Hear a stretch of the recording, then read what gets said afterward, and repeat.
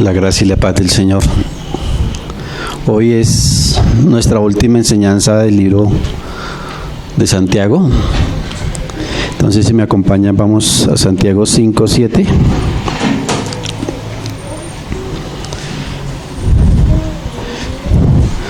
Vamos a leerlo de corrido y después vamos mirando versículo por versículo y vamos a ver qué el Señor nos muestra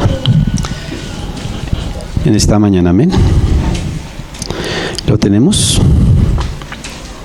Por tanto, hermanos, tened paciencia hasta la venida del Señor. Mirad cuál el labrador espera el precioso fruto de la tierra, aguardando con paciencia hasta que reciba la lluvia temprana y la tardía.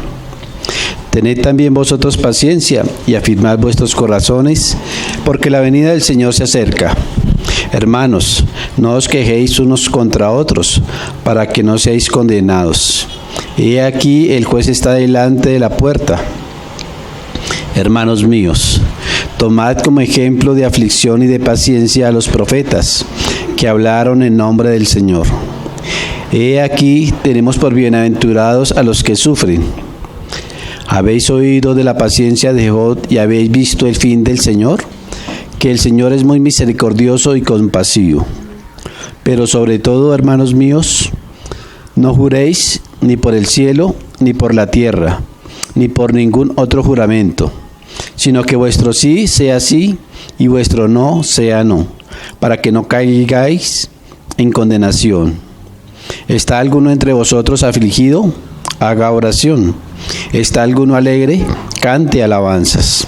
¿Está alguno enfermo entre vosotros? Llame a los ancianos de la iglesia y oren por él, ungiéndole con aceite en el nombre del Señor. Y la oración de fe salvará al enfermo, y el Señor lo levantará. Y si hubiere cometido pecados, le serán perdonados. Confesaos vuestras ofensas unos a otros y orad unos por otros, para que seáis sanados. La oración eficaz del justo puede mucho. Elías era hombre sujeto a pasiones semejantes a las nuestras, y oró fervientemente para que no lloviese. Y no llovió sobre la tierra por 3 años y 6 meses. Y otra vez oró, y el cielo dio lluvia, y la tierra produjo su fruto. Hermanos, si alguno de entre vosotros se ha extraviado de la verdad y alguno le hace volver, sepa que el que haga volver al pecador del error de su camino, salvará de muerte un alma y cubrirá multitud de pecados. Amén, hermanos. Entonces regresemos ahí al versículo 7 y vamos a ir mirando que el Señor nos muestra. Por tanto, hermanos, tened paciencia hasta la venida del Señor. En la época de Santiago, la mayoría de los hermanos eran de bajos recursos, eran pobres, y eran muy perseguidos por los ricos. Y aún mucho más cuando ya sabían que eran creyentes, eran perseguidos por su fe. Entonces, cuando ellos comenzaron a ser perseguidos, parece que hubo un desánimo en ellos. Y empezaron a amargarse y a quejarse de la situación que estaban viviendo. Y mucho más ahora habían sido dispersos. Porque acordémonos que esta carta es para los hermanos, las 12 tribus que fueron dispersas de Jerusalén. Amén. Entonces Santiago les dice que tengan paciencia hasta la venida del Señor. En esa época ya los hermanos estaban esperando que el Señor regresara. Ellos ya tenían esa esperanza. Pero Santiago les dice, el Señor va a regresar y Él es el único que puede cambiar la situación de este mundo, de lo que se está viviendo, de la maldad que estábamos viviendo. Si en ese tiempo ya había cierta maldad, cuanto más ahora la maldad que nosotros vemos, que es descaradamente profesada por los impíos. Digamos, ya el ateísmo va directamente contra Cristo, contra su obra, contra todo lo que Él nos ha dado. Y ya el mundo no le interesa proclamar sus orgullo gay, la pedofilia, todas las situaciones que estamos viviendo en nuestros tiempos. Amén, hermanos. Y también el Señor a través de Santiago nos dice que tengamos paciencia hasta la vida del Señor, hasta la venida del Señor. Él es el único que va a venir y a reinar con justicia. Amén, hermanos. Entonces, Santiago les dice que los alienta a que sean pacientes, pero no es una paciencia pasiva, sino tiene que ser una paciencia activa. Amén, hermanos. No es solo quedarnos ahí, quedarnos cruzados de manos, y esperar que el Señor venga o que partamos con el Señor. No, el Señor también nos exhorta a que en nuestra paciencia también confesemos y proclamemos lo que hemos aprendido de Él. No es quedarnos quietos nomás, es también a llevar su palabra y a trabajar para las cosas del Señor. Ayer Cristiano leía estos versículos y los traigo yo otra vez. En Mateo 6:19.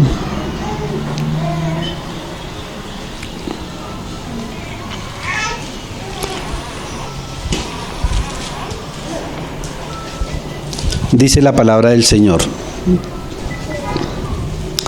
no os hagáis tesoros en la tierra, donde la polilla y el orín corrompen, y donde ladrones minan y hurtan, sino haceos tesoros en el cielo, donde ni la polilla ni el orín corrompen, y donde ladrones no minan ni hurtan. Porque donde esté vuestro tesoro, allí estará también vuestro corazón. Cristian nos comentaba ayer que la situación de los ricos, y pareciera que algunos de los hermanos se quejaban de eso, de por qué no tener dinero, y el Señor nos muestra que no atesoremos riquezas en este mundo. El Señor nos está dando lo necesario, vivamos conformes con lo que nos ha dado. Más bien atesoremos lo que sirve, los que nos va a servir eternamente, que es lo que de Cristo que atesoremos, lo que hemos aprendido y lo que vivamos de Cristo, lo que pongamos en práctica, porque no solo es, hermanos, no es solo venir aquí, escuchar una buena enseñanza y llenarnos y ya aprendí algo más.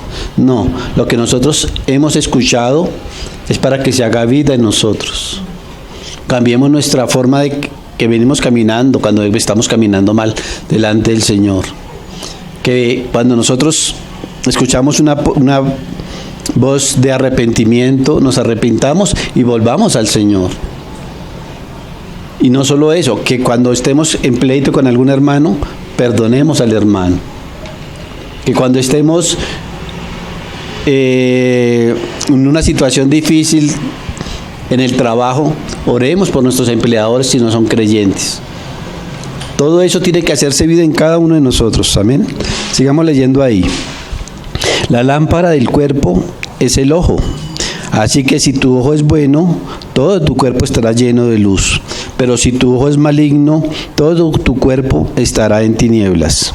Así que si la luz que en ti hay es tinieblas, ¿cuánto no serán las mismas tinieblas?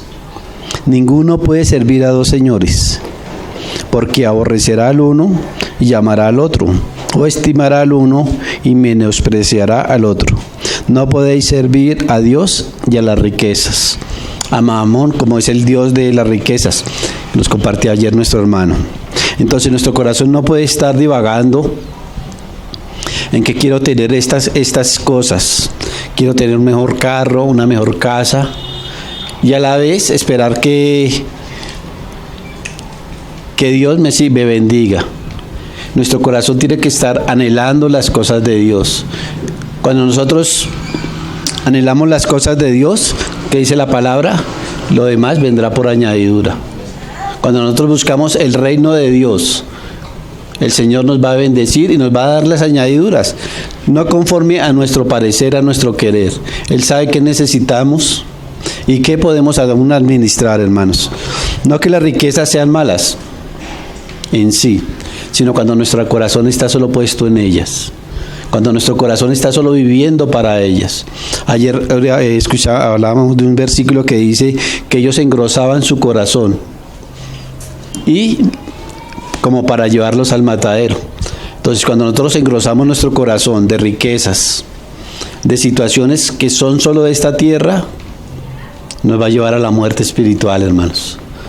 Tenemos que llenar nuestro corazón y engordarlo, ojalá hasta que se reviente, pero de Cristo, de las cosas de Cristo, que eso es realmente lo que va a perdurar. Amén. Volvamos allá a Santiago. Dice también el versículo 7. Mirad cómo el labrador espera el precioso fruto de la tierra, aguardando con paciencia hasta que reciba la lluvia temprana y la tardía. Santiago aquí nos hace una comparación de un labrador, que él siembra la semilla, la empieza a regar y tiene que esperar con paciencia. Aunque el sembrador quiera acelerar el proceso del crecimiento de la semilla, no lo va a poder hacer. La tierra tiene un ciclo, la semilla tiene un ciclo, el agua, el aire, todo tiene un ciclo y se va cumpliendo. Asimismo, cuando nosotros esperamos la venida del Señor, tenemos que esperarla con paciencia. Nosotros vamos abonando la tierra ¿con qué? Con la palabra del Señor. Nosotros la vamos abonando y el Señor nos va dando un crecimiento espiritual. Y en medida que nosotros nos preocupemos por esa tierra y por esa semilla que hemos recibido de Cristo, así vamos creciendo espiritualmente. Claro, nuestra esperanza está en que Cristo vuelva. Hoy estamos haciendo conmemoración de su muerte, pero también de su resurrección y de su segunda venida. Amén, hermanos. Veamos en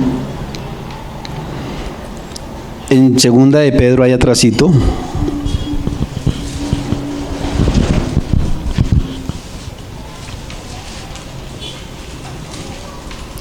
Mas, oh amados, 3, segunda de Pedro 3, 8. Mas, oh amados, no ignoréis esto, que con el Señor un día es como 1000 años, y 1000 años como un día. El Señor no retarda su promesa, según algunos la tienen por tardanza, sino que es paciente para con nosotros, no queriendo que ninguno perezca, sino que todos procedan al arrepentimiento. Entonces no podemos decir que la venida del Señor, que ellos hace 2000 años la estaban esperando, es una tardanza o fue que al Señor se le olvidó venir. No, hermanos. Podemos decir que es misericordia y gracia del Señor extendida al pecador, porque el Señor no quiere que ninguno se pierda. Pero también hay un límite. El Señor dice que ahí, hasta que el último de los suyos sea salvo, Él regresará. Hay un tiempo y hay un plazo en el Señor. Pero entonces, si el Señor no ha venido, ¿cómo debemos vivir nosotros? ¿Como querramos? No, pues el Señor no ha venido, se va a demorar, entonces yo puedo hacer lo que quiera.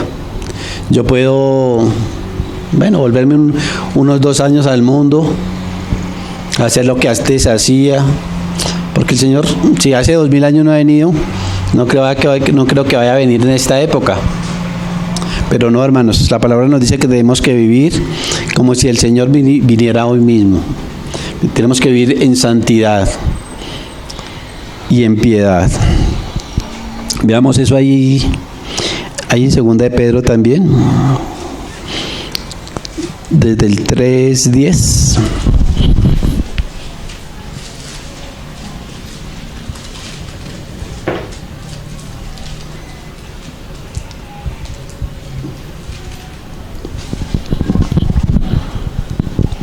Dice: pero el día del Señor vendrá como ladrón en la noche, en el cual los cielos pasarán con grande estruendo, y los elementos ardiendo serán derechos, y la tierra y las obras que en ella hay serán quemadas. Muchos hermanos han tergiversado este versículo cuando dice que pero el día del Señor vendrá como ladrón en la noche. Y lo llevan a que el Señor va a venir encubiertamente. Pero no, hermanos. Ese como ladrón en la noche es que no sabemos ni el día ni la hora en que el Señor va a regresar. Pero no va a ser a escondidas, como ya hay unas sectas que lo están diciendo, que el Señor ya vino y estuvo con un grupo y los santificó solamente a ellos y ellos son los salvos, que son los 144,000 que el Señor habla en su palabra. No, ese ladrón en la noche es que nosotros no sabemos el día ni el tiempo, ni la hora que Él va a venir, pero sí van a haber muchas señales, hermanos. Antes de la venida del Señor, su misma palabra nos muestra que van a venir muchas señales. Y aquí, en estos versículos, si uno los estudia bien, hay muchas señales, que es la séptima trompeta, que empieza a decir ahí: puesto que todas estas cosas han de ser deshechas, como no debéis vosotros andar, vuelvo a leer. Puesto que todas las cosas han de ser deshechas, ¿cómo no debéis vosotros andar en santa y piadosa manera de vivir, esperando y apresurándoos para la venida del día de Dios, en el cual los cielos encendiéndose serán deshechos, y los elementos siendo quemados se fundirán? Pero nosotros esperamos, según sus promesas, cielos nuevos y tierra nueva, en las cuales mora la justicia. Todo eso que habla de serán deshechos los elementos, siendo quemados se fundirán, eso es el Apocalipsis, hermanos. Eso es la preparación para la venida del Señor. Y después que pase el Apocalipsis, vendrán cielos nuevos y tierra nueva. Amén. Volvamos a Santiago 5. Entonces nosotros tenemos que vivir nuestra vida como si el Señor viniera hoy mismo. Como si nos fuéramos a presentar hoy delante del Señor, estar en paz con el Señor, no tener nada que avergonzarnos delante del Señor. Tened, Santiago 5:8, tened también vosotros paciencia y afirmad vuestros corazones, porque la venida del Señor se acerca. Mientras que vivamos en este mundo, debemos afirmar nuestros corazones, pero ¿en qué, hermanos? Debemos vivir con una esperanza confiada, aunque este mundo esté cada día de mal en peor, aunque cada vez este mundo más terrible, más contaminado, pero nosotros tenemos que estar fortalecidos y afirmando nuestro corazón en Cristo, en su segunda venida. Amén.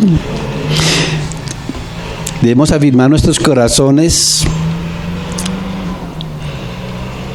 en lo que es de Cristo, no en lo material.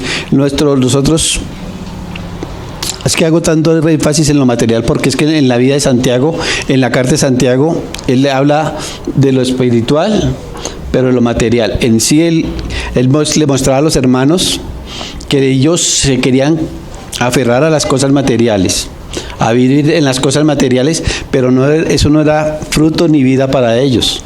Eso no de nada les servía. Y Él los lleva a lo espiritual. Entonces, tenemos que afianzarnos de sus promesas, de lo que el Señor nos ha prometido a través de su palabra, hermanos. Veamos algunas de esas promesas en varios versículos. Mateo 28, 19, versículo 19.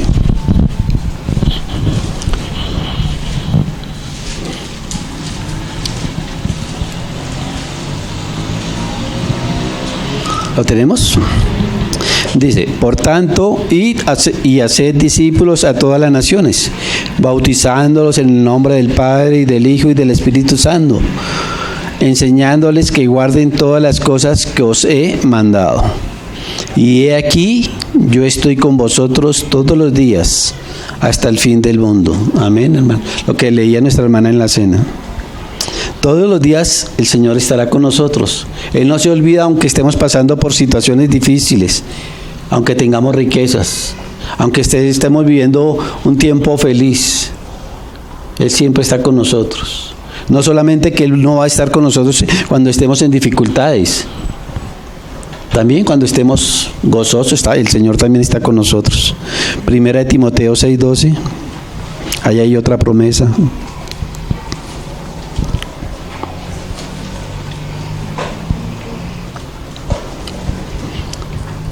Pelea, 1 Timoteo 6:12. Pelea la buena batalla de la fe, echa mano de la vida eterna, a la cual asimismo fuisteis llamado, habiendo hecho la buena profesión delante de muchos testigos. La vida eterna, no la vida eterna del espíritu, sino estamos hablando de la vida eterna del alma y aún del cuerpo, hermanos. Ya sabemos que los que hemos creído, ya nuestro espíritu es salvo eternamente, pero tenemos que para que nuestra alma tenga vida eterna, tenemos que trabajar por ella. Y es lo que estamos aprendiendo en el día de hoy. Amén, hermanos. Veamos a 1 Tesalonicenses 4:13.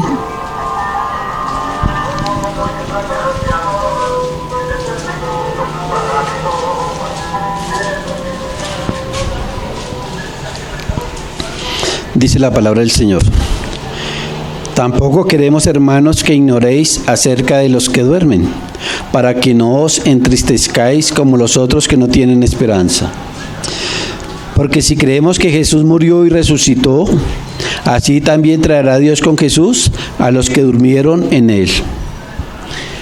Por lo cual os decimos esto en palabras del Señor, que nosotros que vivimos, que habremos quedado hasta la venida del Señor, no precederemos a los que durmieron, porque el Señor mismo, con voz de mando, con voz de arcángel y con trompeta de Dios, descenderá del cielo, y los muertos en Cristo resucitarán primero. Luego nosotros, los que vivimos, los que hayamos quedado, seremos arrebatados juntamente con ellos en las nubes, para recibir al Señor en el aire, y así estaremos siempre con el Señor. Por tanto, alentaos los unos a los otros con estas palabras. Aquí tenemos varias promesas: la de la muerte y la resurrección, que estaremos con el Señor y que Él regresará.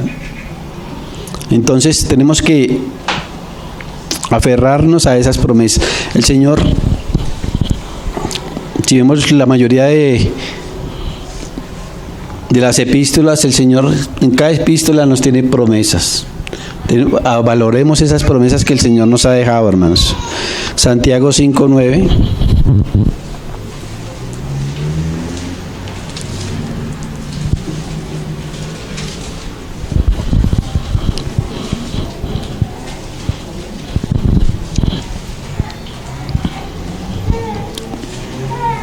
Hermanos, no os quejéis unos contra otros, para que no seáis condenados. He aquí el juez está delante de la puerta. Nosotros debemos dejar de quejarnos. Los hijos de Dios debemos trabajar bien juntos, aún en situaciones complicadas que se nos presenten entre nosotros. Y no debemos dejar que el resentimiento, la amargura y cosas que van en contra de Dios nos minen nuestro corazón. Nosotros tenemos que ser pacientes, y aún en situaciones que como iglesia vivimos, como hermanos vivimos, y aún entre familia, no en la carne, sino también familia en Cristo y en la carne, se presentan situaciones, porque somos hombres y somos difíciles. Pero aún en esas situaciones tenemos que estar soportándonos y tenernos paciencia los unos a los otros. El Señor en cada uno de nosotros está trabajando. Y dice ahí también, y el juez, he aquí el juez está delante de la puerta. ¿Quién es nuestro juez? El Señor Jesucristo. Nosotros algún día tenemos, tarde o temprano, estar delante del trono de Cristo. Y allí cada uno de nosotros vamos a rendir cuentas. El Señor no nos va a preguntar, como hablamos después de reunión anoche, ¿qué casa tuviste? ¿De cuántos metros? ¿Qué carro? ¿Qué modelo? ¿Cuánto tuviste en el banco? ¿No? El Señor nos va a preguntar, bueno, ¿tenías una casa? ¿Recibiste a los hermanos? ¿A cuántos hermanos recibiste? ¿Tenías un carro? ¿A cuántos hermanos transportaste? ¿Tenías dinero en el banco? ¿Con cuánto ayudaste a los hermanos necesitados? Esas son obras. Pero también el Señor no nos va a decir, Bueno, ¿cuánto aprendió de carros? ¿Cuánto aprendió de construcción? ¿Cuánto aprendió en la universidad? No nos va a preguntar, ¿cuánto tienes de mí? Eso es realmente lo que va a valer cuando estemos en presencia del Señor.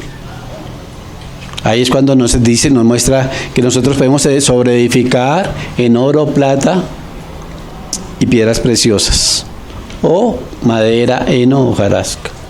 Lo que vale de Dios es, el oro es lo de Dios, la plata es lo de Cristo, y las piedras preciosas son las buenas obras. Lo que es madera, heno y hojarasca, cualquiera de ellas se va a quemar. Nada de eso va a dar fruto, y eso es lo que nosotros edificamos aquí en la tierra.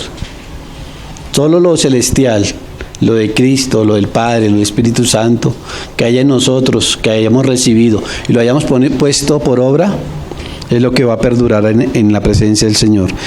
Y el Señor es nuestro juez. A Él no le podemos mentir. No, fue que mi hermano me hizo esto, entonces yo por eso era que no lo trataba.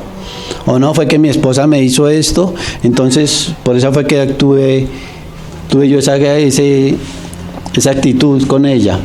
O es que mis hijos no me obedecieron, entonces no. El Señor va a yo tengo que rendirles cuentas al Señor, es por lo que yo haya hecho. Y procurar soportarnos los unos a los otros, como más adelante lo va a decir. Amén. Mateo 7, versículo 1.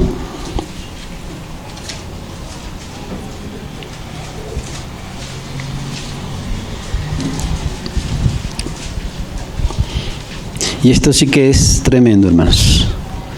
No juzguéis para que no seáis juzgados, porque con el juicio con que juzgáis, seréis juzgados, y con la medida con que medís, os será medido. Nosotros sí que somos muy dados a juzgar a los hermanos, y ellos sí tratar de que, si yo estoy juzgando al hermano, que le caiga todo el peso de la ley. Y el Señor nos dice, con la medida que tú midas, serás medido. Entonces, eso nos lleva a pensar que cada vez que vayamos a juzgar a un hermano, tratémoslo con misericordia. Veámoslo sus debilidades y tratémoslo. Sí, está en pecado, pero si nosotros, el Señor nos llamó siendo sus enemigos y éramos bien pecadores y tuvo misericordia de nosotros, ¿no la debemos tener nosotros con nuestros hermanos? No la debemos tener no solo con los hermanos, aún con los impíos que no conocen del Señor. Porque ninguno nació cristiano conociendo el Señor. Todos éramos pecadores, todos éramos enemigos de Cristo. Y aún así Él tuvo misericordia de nosotros. Entonces, ¿por qué no tener misericordia con los que aún no conocen del Señor? ¿Qué tal el día de mañana pueden llegar a ser hermanos y tener un puesto más alto en la eternidad? Entonces, cuando juzguemos a un hermano o a otra persona, juzguémosla con misericordia. Si hay que juzgarla, preferiblemente no. Así seremos medidos en la eternidad también nosotros delante del Señor, para que el Señor tenga misericordia y nos trate con misericordia cuando estemos con Él. Santiago 5, versículo 10, vamos avanzando.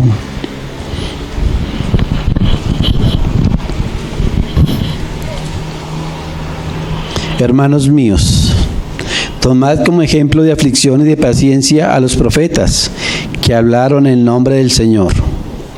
Y aquí tenemos por bienaventurados a los que sufren, y habéis oído de la paciencia de Job, y habéis visto el fin del Señor, que el Señor es muy misericordioso y compasivo.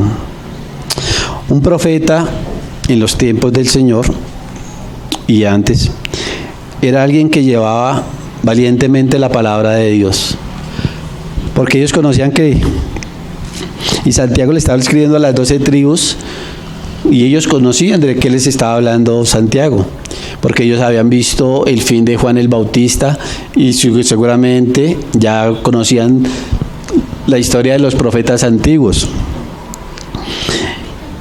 Y ellos sabían que la mayoría de profetas, por no decir todos, Llegaban a Jerusalén y morían. Entonces, para ser profeta tenía que ser muy valiente, muy dado al Señor y obedecerle al Señor. Claro, habían profetas falsos, pero que no eran del Señor. Pero el profeta que era de Dios, ya tenía asegurada que iba a perder su vida en Jerusalén, que iba a perder su cabeza por causa del Señor. Veamos ahí en Mateo 5:12.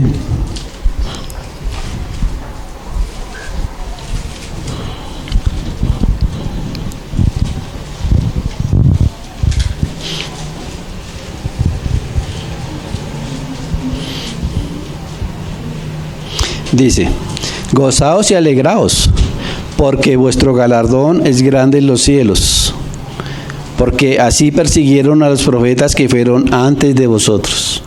O sea, los profetas ya tenían un galardón. Y si nosotros trabajamos en las cosas de Dios, en su obra, en la edificación de su cuerpo, la edificación de la iglesia, vamos a tener un galardón. Y aquí los profetas nos sirven de inspiración, especialmente cuando estamos sufriendo, porque nos muestran que nosotros podemos sufrir aún haciendo la voluntad de Dios, porque el Señor nunca nos prometió que si le íbamos a servir a Él no íbamos a tener problemas, porque la palabra dice que es necesario que a través de muchas tribulaciones entremos al reino de los cielos, y esas tribulaciones tienen que ser en Cristo, por Cristo y para Cristo. Porque cuando son tribulaciones por nuestros pecados, por nuestra carne, eso de nada sirve. Tiene que ser tribulaciones que conlleven, que nos conlleven a edificar la iglesia de Cristo. Primeramente a nosotros. Cuando el Señor nos está edificando a nosotros, nos empieza a doler muchas cosas, vamos a tener muchas aflicciones, porque el Señor nos está quitando cosas del mundo que nosotros estamos amando, y el Señor nos las empieza a quitar y a nosotros nos empieza a doler. Entonces, cuando el Señor nos empieza a limpiar a nosotros, nos va a doler. Y también cuando nosotros estamos colaborando en algo para la edificación de la iglesia, también van a venir aflicciones. Amén, hermanos. Esas pruebas nos recuerdan que aún en ellas el Señor siempre va a estar con nosotros, siempre va a ir delante de nosotros. Veamos el caso de Job, que ahí lo mencioné atrás. Job, aunque tuvo que aguantar tribulación por pérdidas inimaginables, tanto personales como financieras, y aún de su salud, el Señor siempre estaba ahí. El Señor siempre le decía: ¿no has visto a mi siervo Job? Pero iba: no, pero es que si le quita la familia, pero no le toca la salud, bueno, ve. Y volvía a Satanás y le decía: ¿no has visto a mi siervo Job? El Señor siempre tenía puesta la mirada en Job, y nos muestra que el Señor nunca abandonó a Job. Ya cuando Job pudo pasar la prueba, el Señor le dice, supuestamente a los que llegaron para hablar por Dios, llega el Señor y les dice a ellos, a Elifaz creo que es que se llamaba uno, dile a Job que si quiere que te perdone, que ore por ti. Porque Job hizo lo justo delante de mí, mas ustedes no hablaron bien de mí. Ahí demostró la misericordia que tuvo el Señor con Job, y después lo prosperó grandemente con las cosas materiales y familiares. Veamos ahí en Isaías 53 lo que se profetizó de nuestro Señor Jesús.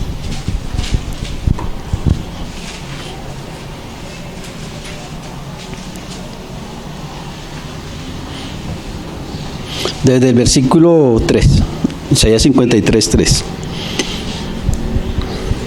Despreciado y desechado entre los hombres, varón de dolores, experimentado en quebranto.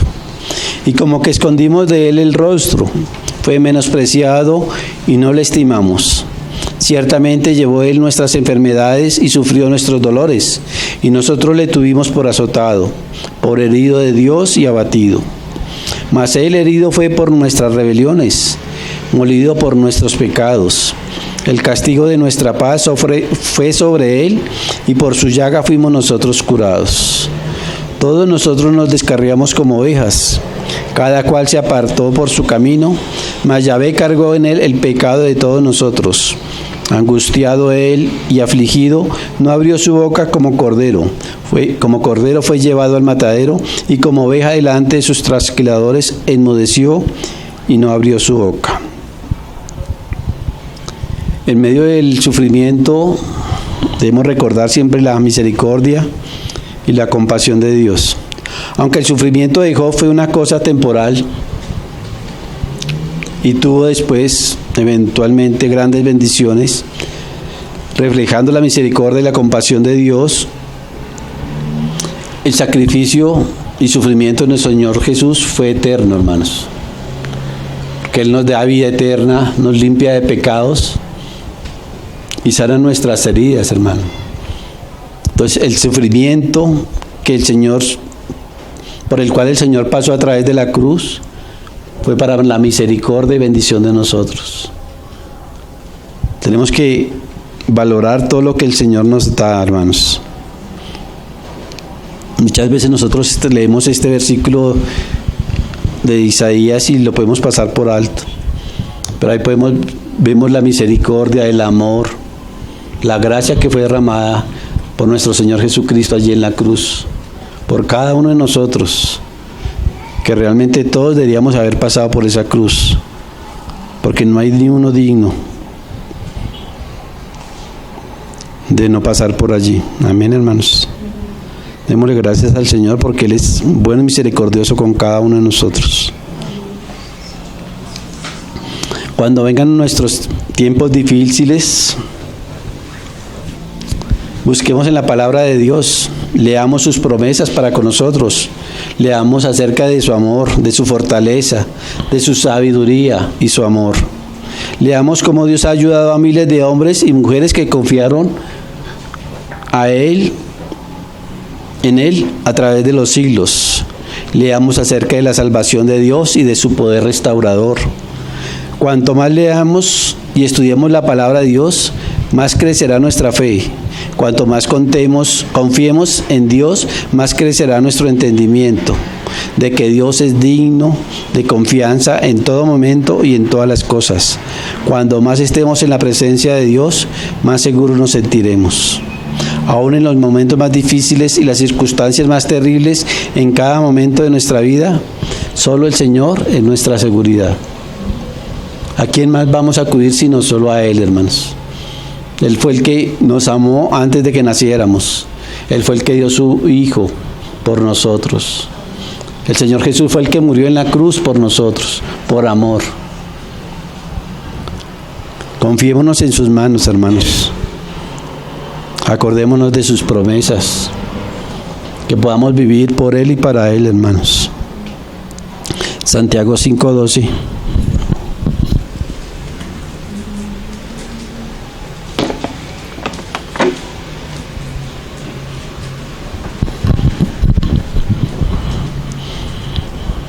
Pero sobre todo, hermanos míos, no juréis ni por el cielo, ni por la tierra, ni por ningún otro juramento, sino que vuestro sí sea sí y vuestro no sea no, para que no caigáis en condenación. Es decir, cuando nosotros demos nuestra palabra, en lugar de jurar, que no lo debemos hacer, es como si estuviéramos delante de un tribunal de justicia y nos preguntaran, nos comprometiéramos a decir la verdad, toda la verdad y nada más que la verdad. Nosotros tenemos que ser diferentes a todos que no conocen a nuestro Señor y Salvador. Cuando nosotros hagamos un negocio, demos una palabra, nos comprometamos a algo, que nuestro sí significa sí lo haré. Que la persona que los está escuchando, con el solo decir sí, ya está seguro que va a ser así. O cuando digamos no, debe significar no, no lo haré. No que seamos personas que, bueno, sí, hermano, yo te llego mañana a las 10 en punto. Y el hermano confiado, por X o Y motivo. Llegó a las 10, ni a las 10:30, ni a las 11. Bueno, llegó a las 12. Eso no es demostrar en quien hemos creído, hermanos. La palabra nos exhorta que cuando digamos sí, es sí. Cuando digamos no, es no. El hermano dijo que sí, listo. Así va a ser. El hermano dijo que no, bueno, no se puede hacer. No hay variabilidad, no hay un mover de, bueno, de pronto sí, de pronto no. Esta palabra tiene que ser sí y tiene que ser como si hubiéramos firmado un contrato, hermanos. Acostumbrémonos a cumplir con la palabra que damos, como si hubiéramos firmado un contrato legal, que si no lo vamos a cumplir, aunque la justicia de este mundo no nos puede castigar, pero sí podemos tener juicio por el Señor, porque es que nosotros estamos representando a Cristo. Nosotros somos sus embajadores. Nosotros somos el mundo que nos conoce, que somos creyentes, espera que nosotros actuemos como Él actuó, como está en su palabra. Amén. Debemos de honrar el cumplimiento, nuestras promesas, los plazos, los compromisos. Tenemos que andar como es digno el Señor. Santiago 5:13. ¿Está alguno entre vosotros afligido? Haga oración. Cuando estamos afligidos, ¿cuál es nuestra reacción? Depresión, amargura, ira, pánico. ¿Cómo actuamos? No sé qué hacer. ¿Cómo voy a hacer esto? No. Busquemos al Señor. Si lo tenemos a Él, lo tenemos todo. Aquí Santiago nos recuerda que nuestra acción automática debería ser devolvernos al Señor, buscarlo en oración. Cuando llegamos en oración al Señor, es reconociendo nuestra incapacidad. Señor, no puedo hacerlo. Esta situación está difícil para mí, no sé qué hacer, guíame. Ahí mostramos nuestra dependencia de Dios. ¿Por qué no le oramos al Señor? Porque muchas veces creemos que podemos hacer las cosas sin contar con Él. Pongo un ejemplo. Vamos por el desierto en un carro. El carro se pincha. Estamos en el puro desierto. Ahí yo no voy a orar porque, se pinchó. Bueno, sacar el gato, bloquearlo y montar la otra llanta. Sí, yo lo puedo hacer. Pero ¿qué pasaría si yo voy a sacar el repuesto y el repuesto también está pinchado? Ahí ya me toca buscar de Dios. Señor, ¿y ahora qué hago? Ya no puedo andar así. Entonces, cuando nosotros estamos confiados en nuestras situaciones, en las cosas que nosotros podemos hacer, no contamos con Dios, hermano. Porque creemos que las vamos a hacer. Y las podemos hacer. Pero ¿cuánto le agrada al Señor que en cada situación le busquemos y le pidamos la ayuda, la guía a Él? Señor, voy a comprarme este pantalón, si te gusta, si es necesario, que a veces también compramos cosas que no necesitamos, sobre todo las mujeres. Hermano, es que no tengo nada que ponerme, y abren esos armarios y 30 pantalones ahí. Y no tiene nada que ponerse. No, mentiras, hermanos. Pero sí deberíamos colocar en todas las situaciones al Señor en sus manos. Y para que Él nos bendiga, hermanos. Y que Él actúe conforme a su santa y preciosa voluntad. Cuando vengan los problemas, que nuestra respuesta automática sea la oración. Y aun cuando no vengan problemas también, hermanos, siempre estemos orando y buscando al Señor.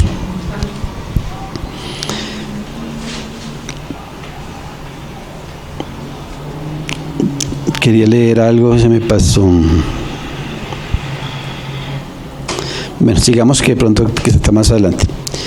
Cuando estamos alegres, cantémosles alabanzas al Señor, dándole gracias por las bendiciones que hemos recibido, por la vida, por la salud, por tantas cosas que debemos dar gracias a diario al Señor. Lo podemos hacer cantándole y alabando al Señor. Y muchas veces, aunque no veamos la necesidad, es bueno estar alabando al Señor, porque eso nos mantiene en la presencia del Señor. Santiago 5:14. ¿Está alguno enfermo entre vosotros? Llame a los ancianos de la iglesia y oren por él, ungiéndole con aceite en el nombre del Señor.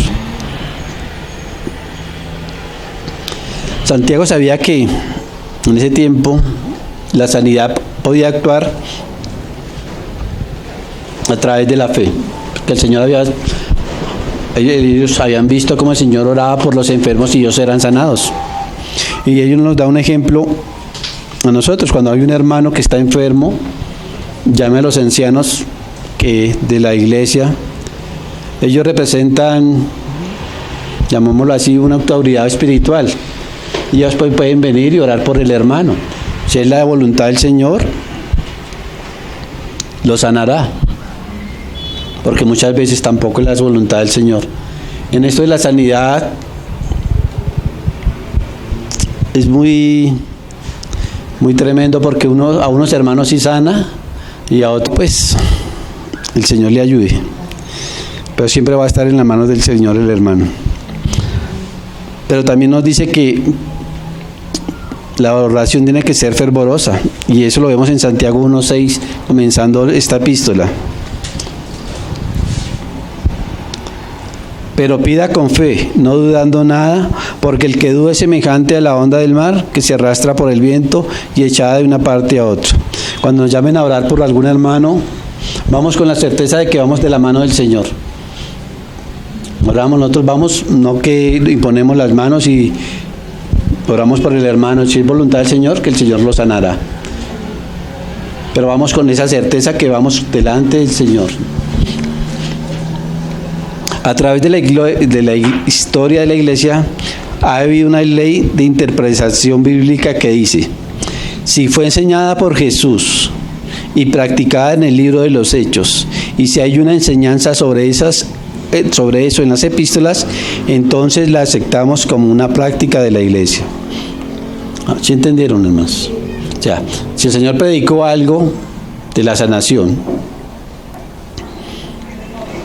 y se ve reflejada en los libros de los Hechos, que hubo un acto, que hubo sanación, que el Señor oraba por los enfermos y se sanaban, y es hablada en las epístolas, es una práctica general en la iglesia.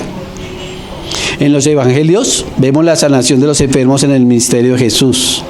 Además, la oración por los enfermos fue practicada por los apóstoles, y aquí Santiago enseña en su epístola. O sea que debe ser algo una práctica general en la iglesia, hermanos. No es algo traído después de los hermanos apóstoles. Hay mucho de la sanación que nosotros no entendemos, como les decía, pero es potestad. Veamos en Marcos 6:13.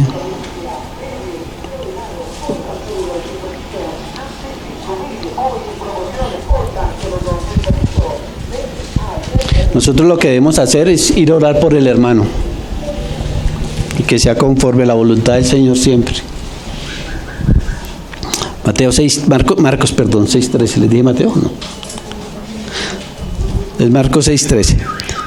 Y echaban fuera muchos demonios y ungían con aceite a muchos enfermos y los sanaban. Aquí el hecho importante es que la oración es al Señor y la unción es en el nombre del Señor. No es ni la oración ni el aceite lo que sanan, hermanos. por lo que lo hacemos es en el nombre del Señor. Y es el Señor el que determina si lo sana o no lo sana. Amén, hermanos. No es que la oración tenga algún poder. No, la oración es que nosotros intercedemos al Señor para que Él obre. Ni aún el aceite. Nosotros ungimos al hermano con aceite, pero en el nombre del Señor. Y es bajo la potestad del Señor que Él actuará. Amén. Santiago 5:15.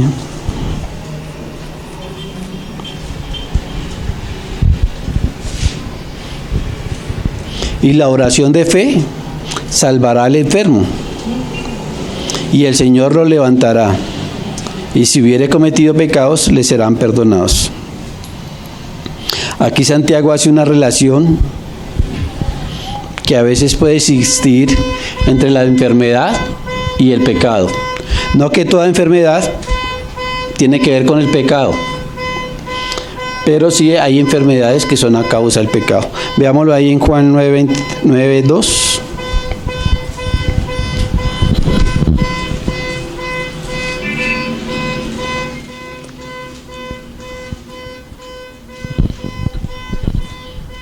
Juan 9:2.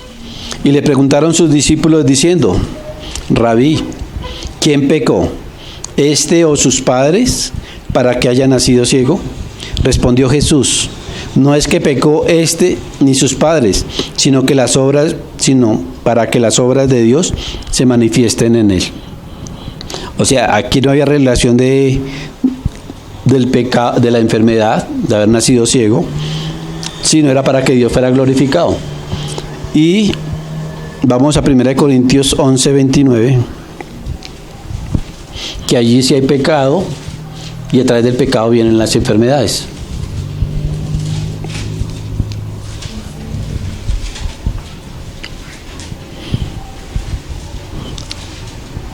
Dice: porque el que come y bebe indignamente, sin discernir el cuerpo del Señor, juicio come y bebe para sí. Por lo cual hay muchos enfermos y debilitados entre vosotros, y muchos duermen. O sea, hermanos, este es un paréntesis que quiero hacer.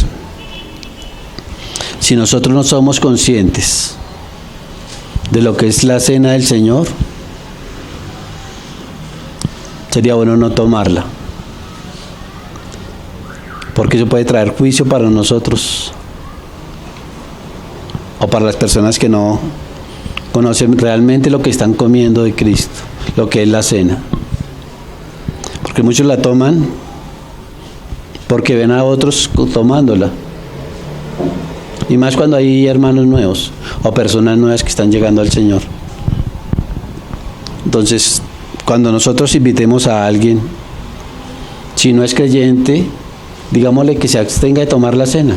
Aún a nuestros hijos, los pequeños, si no son conscientes de lo que es la cena, que ellos no coman de la cena, hermanos.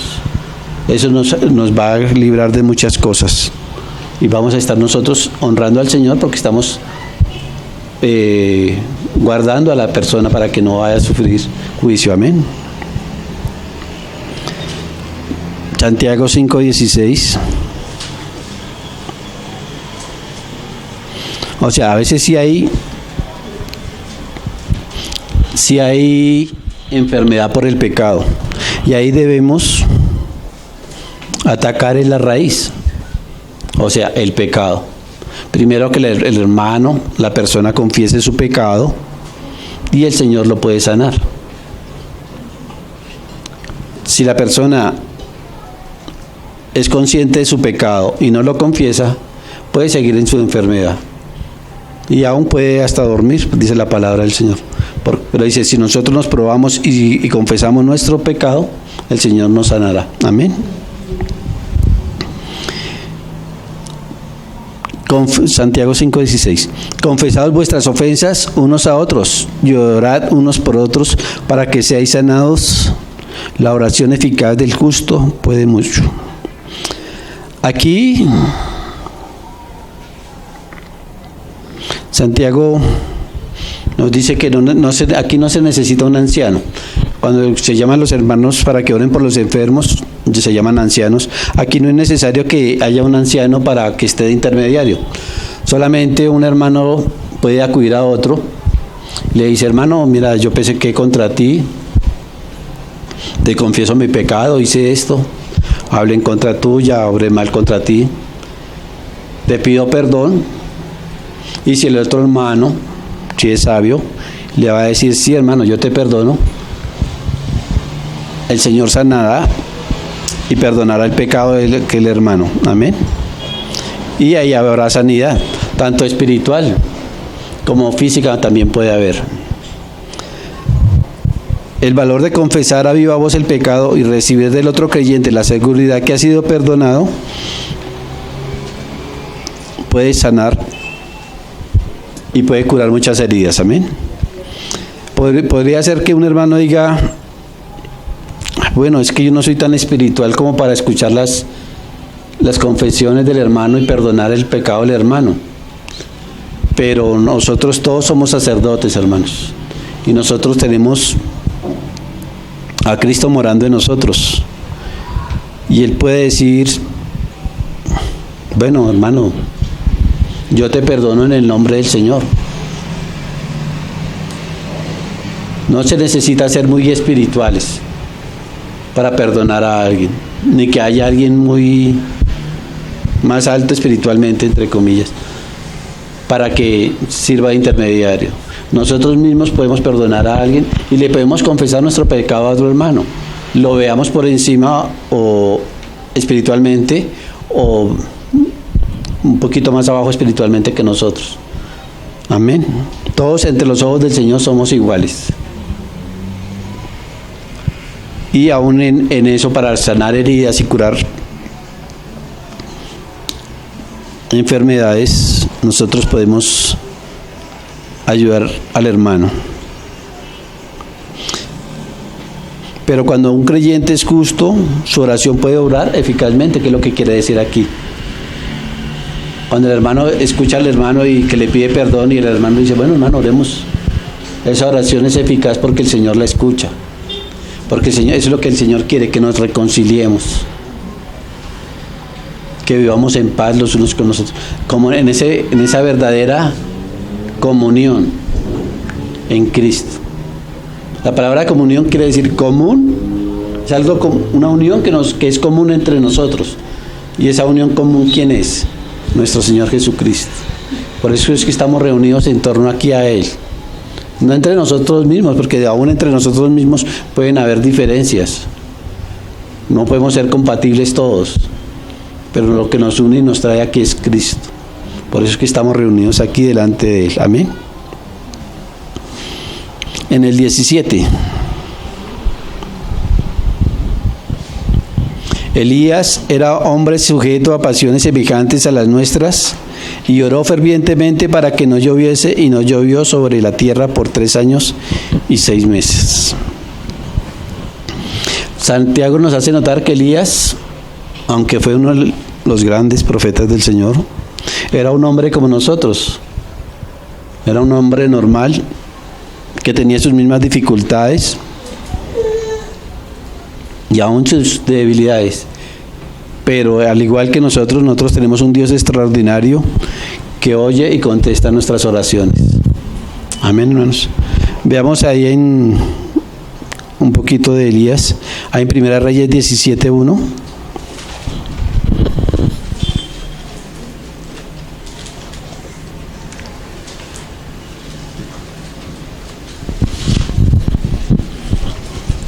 Entonces Elías Tisbita, que era de los moradores de Galaad, dijo a Acab: vive Yahvé, Dios de Israel, en cuya presencia estoy, que no habrá lluvia ni rocío en estos años, sino por mi palabra.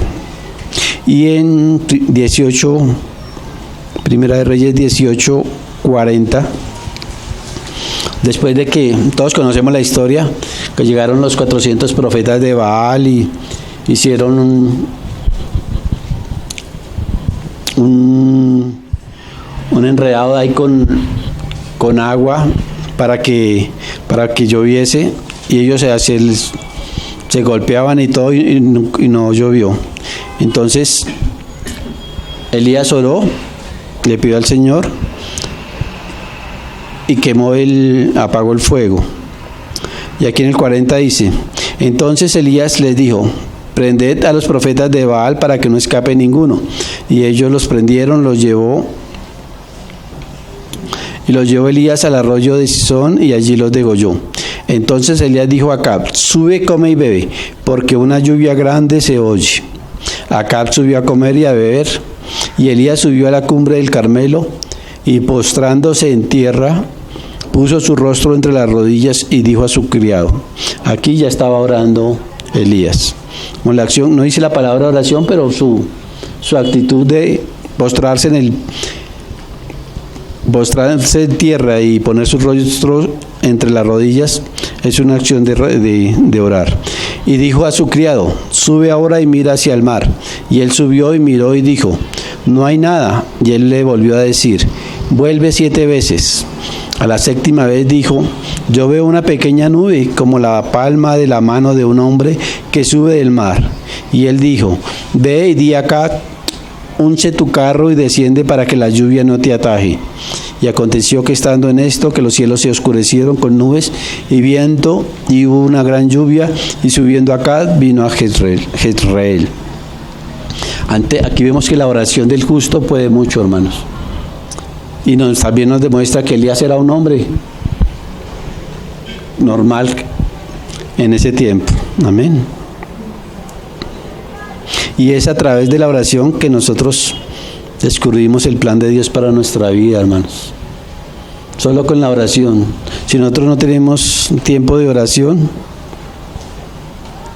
nuestra vida va a estar divagando. Veamos ahí en Marcos 1:35.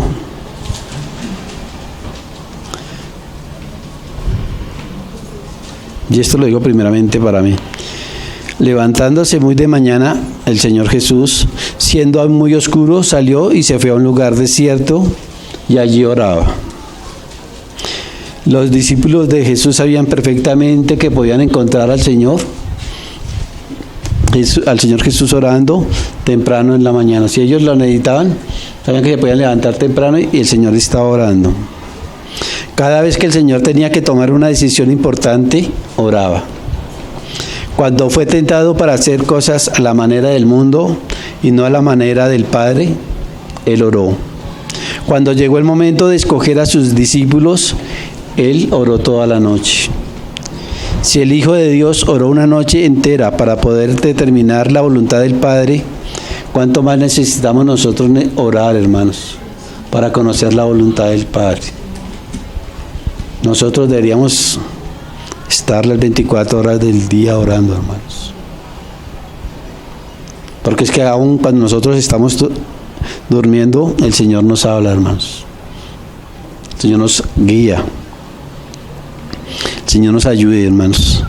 Porque esta es una necesidad grande que tenemos, el de estar orando.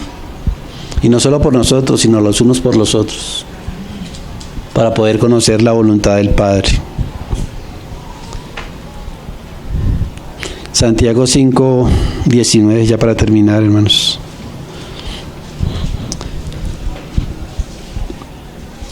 Hermanos, si alguno de entre vosotros se ha extraviado de la verdad y alguno le hace volver, sepa que el que haga volver al pecador del error de su camino, salvará de muerte un alma y cubrirá multitud de pecados. Santiago termina afirmando exactamente por qué ha escrito esta carta. Afirma desde el principio que ha estado siguiendo un hilo conductor, que es que algunos de los hermanos se estaban desviando. Y esta palabra desviarse, no es que los hermanos estaban cometiendo uno que otro pecado, sino esa palabra desviarse es que los hermanos estaban saliendo realmente del camino. O sea, se estaban apartando de la comunión. Ya no estaban teniendo la mirada en Cristo, ni lo que Cristo y en la obra de Cristo. Entonces aquí por eso es que él dice: si alguno hace volver a su hermano del mal camino, salvará un alma de la muerte. Amén, hermanos. Y esta frase se usa no para condenarnos. La meta es una restauración. El Señor, eso es lo que espera de cada uno de nosotros, que cuando veamos a un hermano que se está extraviando, lo traigamos a la comunión nuevamente. Es para restaurarlo, no para juzgarlo. Nosotros no somos jueces. Primera de Juan 5:16.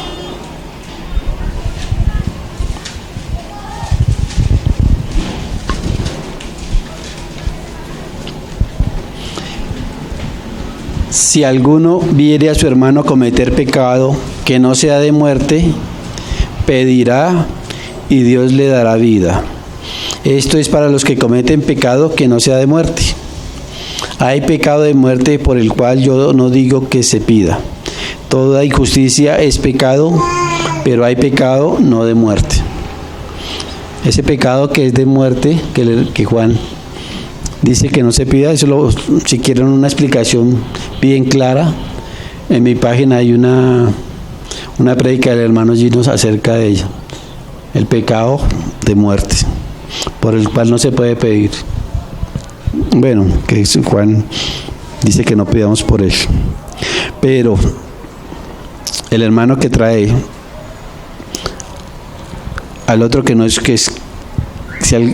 pecado de muerte y lo trayere, cubrirá multitud de pecados. No solamente del que se está extraviando, sino aún del mismo hermano. Amén. Proverbios 10:12.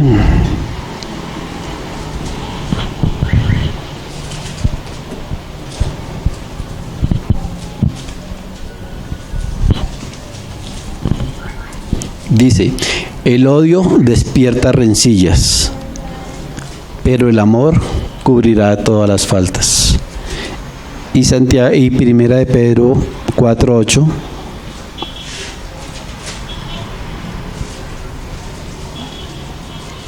Primera de Pedro 4:8. Y ante todo,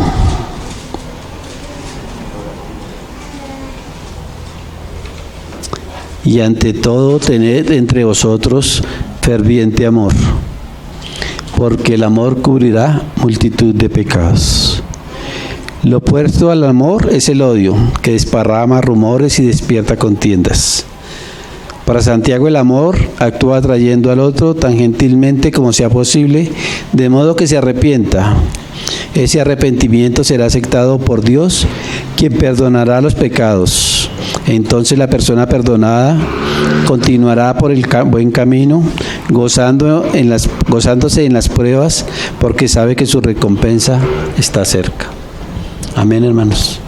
Entonces, el Señor nos anima a buscar primeramente de Él las cosas celestiales, a amarnos los unos a los otros, a perdonarnos los unos a los otros. Si yo amo a mi hijo, aunque él peque, aunque él cometa sus errores, yo lo perdono y lo sigo amando. Así es nuestro Padre, y así deberíamos ser los unos con los otros, porque es que nosotros somos parte del mismo cuerpo. Amén.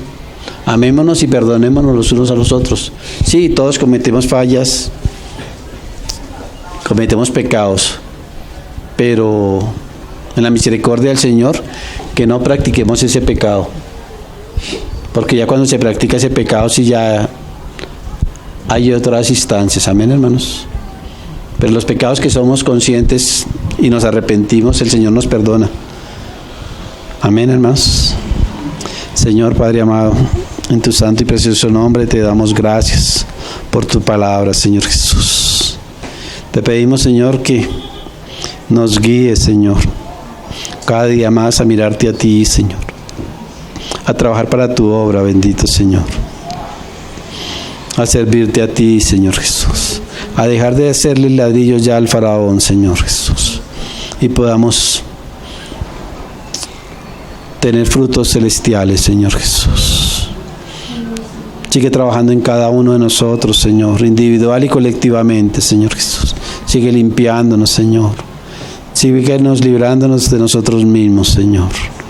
Tú conoces nuestras impurezas, nuestras faltas, nuestra pereza, nuestra falta de oración, Señor Jesús. Ayúdanos y guíanos, bendito Señor. Ayúdanos a estar en tu presencia a cada momento, Señor, para poder honrarte, glorificarte. Te lo pedimos, Padre, en tu santo y precioso nombre.